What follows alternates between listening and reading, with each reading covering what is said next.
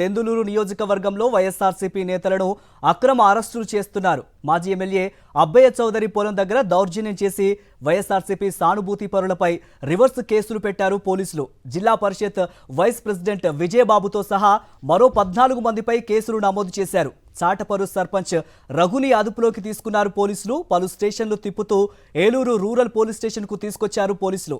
Eluru rural police station వద్ద రఘు కుటుంబ సభ్యులు ఆందోళన వ్యక్తం చేశారు.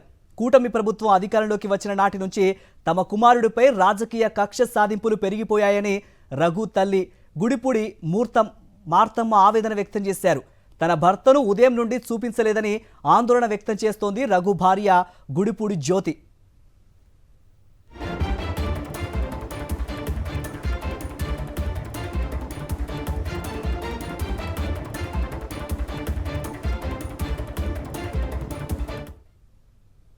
దెందులూరు నియోజకవర్గంలో వైఎస్ఆర్సీపీ నేతలను అక్రమ అరెస్టులు చేస్తున్నారు.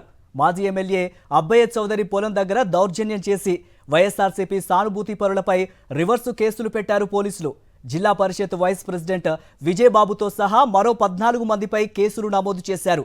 చాటపర్రు సర్పంచ్ రఘుని అదుపులోకి తీసుకున్నారు పోలీసులు. పలు స్టేషన్లు తిప్పుతూ ఏలూరు రూరల్ పోలీస్ స్టేషన్కు తీసుకొచ్చారు పోలీసులు. ఏలూరు రూరల్ పోలీస్ స్టేషన్ వద్ద రఘు కుటుంబ సభ్యులు ఆందోళన వ్యక్తం చేశారు.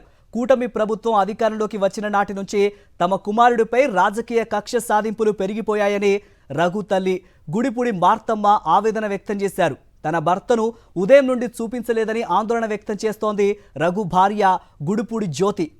దీనిపై మరింత సమాచారం ఏలూరు నుంచి మా ప్రతినిధి రాజు అందిస్తారు.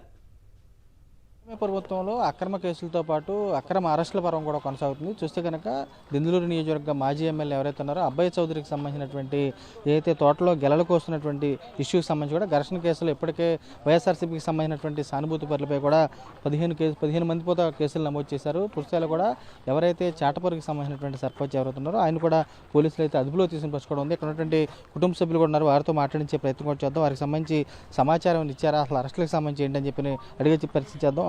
మా చెప్పండి, అసలు రఘు అరెస్ట్కి సంబంధించి సమాచారం ఇచ్చి అసలు ఏం జరిగింది? మాకేం సమాచారం ఇవ్వలేదండి. మా బాబుకి అక్రమైన కేసులు పెట్టారు. ఒక ఆడ మనిషిని వాళ్ళు అడ్డు పెట్టుకున్నారు.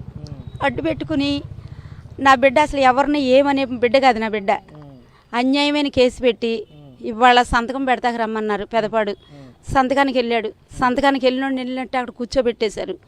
ఎస్సీ గారు ఇదిగో కాసేపు అదిగో కాసేపు అంట సాయంత్రం 6 వరకు ఏ సమాధానం చెప్పలా. 6 దాటాక ఇక్కడ కాదు, మా సెక్షన్ కాదు, అది పెదవేగి వెళ్ళండి అన్నాడు.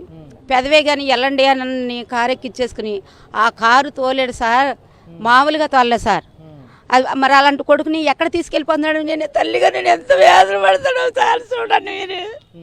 అలా తోలుకొచ్చి మళ్ళీ ఈ వేరే సాటికి తీసుకొచ్చారు.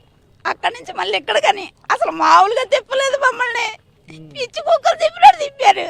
మేము చేసిన అన్యాయం ఏంటి, నా బిడ్డ చేసిన అన్యాయం ఏంటి అసలు మాకైతే అర్థం కావట్లా. కొన్ని చేసిన అన్యాయం ఏం చేసామని చెప్పండి అంటున్నాం. అన్ని అయినా సరే చెప్పట్లా.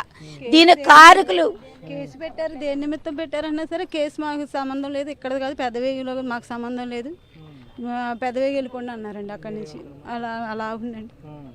పెద్దవేగి వెళ్ళిపోమని అంటే మళ్ళీ అక్కడి నుంచి పరిగెడతాను హనుమాన్ జంక్షన్ అన్నారు. అక్కడి నుంచి అక్కడ తిప్పి జడ్జి గారి దగ్గర పెట్టానన్నారు. మళ్ళీ జడ్జి గారి దగ్గర 1 అరగంట నుంచి మళ్ళీ వెంటనే ఇక్కడ తీసుకొచ్చారండి. ఎందుకు తీసుకొచ్చారు ఏంటో కూడా కారణం చెప్పట్లేదండి. అసలు ఏం కేసులు పెట్టారు ఏంటంటే కూడా కనీసం ఒక్కరు సమాధానం చెప్పట్లేదండి. నా భర్తను పొద్దున్న వచ్చాడండి.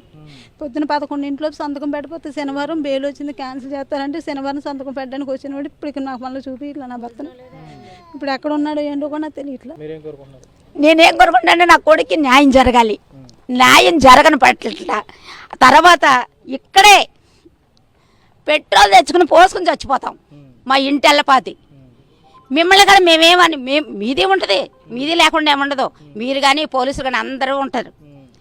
చచ్చిపోతానికి కారణం ఎవరంటే మీ మీద కట్టి పెడతాం అప్పుడు ఆ టైంలో. వాళ్ళొక్కలే కాదు, ఎందుకంటే మాకు అన్యాయం జరగని ఇంత అన్యాయమా ఎక్కడ పెదపడండి. పొద్దున్న 11 గంటలకు వెళితే 11 గంటల నుంచి అక్కడ పెట్టి కూర్చుంటారా? ఇదిగో కాసేపు అదే కాసేపు అని వాళ్ళు బంట్లు మమ్మల్ని కాపాడాలా, మేము వాళ్ళని కాపాడాలా? మమ్మల్ని కాపాడే వాళ్ళు రాజ్యం అదేనా? ఈ పరిపాలన ఏంటండి? ఇది పరిపాలన అంటారా? కక్ష కాదేమి, అసలు మామూలుగా కాదండి. ఎందుకండి ఇది మాలాంటి అనామకుల మీద ఈ కక్షల వీళ్ళకి. కానీ నా కొడుకు ఇప్పుడు రక్షణ కావాలి. ఇప్పుడు నా కొడుకుని ఇప్పుడు అర్జెంటుగా నా కొడుకుని నాతో పంపిస్తేనే నేను ఇంటికి వెళ్తా, లేదనుకుంటే ఇక్కడే చచ్చిపోతాను నేను. ప్రధానంగా చూస్తే కనుక ఏలూరు రూరల్కి సంబంధించినటువంటి పోలీస్ స్టేషన్ కూడా గత కొద్దిసేపటి క్రితమే తీసుకొచ్చారు. ఉదయం 11 గంటల ప్రాంతంలో చూస్తే కనుక పెద్దపాడు పోలీస్ స్టేషన్ కూడా గతంలో ఉన్నటువంటి అక్రమ కేసులు ఏతున్నాయో ఆ కేసులకు సంబంధించి సంతకం పెట్టేందుకు కూడా అక్కడ పోలీస్ స్టేషన్కి వెళ్ళారు. వెళ్ళినటువంటి వ్యక్తిని కూడా అదుపులోకి తీసుకున్నటువంటి పోలీసులు కూడా ఇప్పటి వరకు కూడా తమకి చూపించినటువంటి పాపను పోలేదు. కూటమి ప్రభుత్వం అధికారంలోకి వచ్చిన కానీ కూడా తమపై ఏదైతే చాటపరుకు సంబంధించిన సర్పంచ్ ఎవరైతే ఉన్నారో రఘును కూడా టార్గెట్ చేస్తూ కూడా అక్రమ కేసులు పెడుతున్నారు.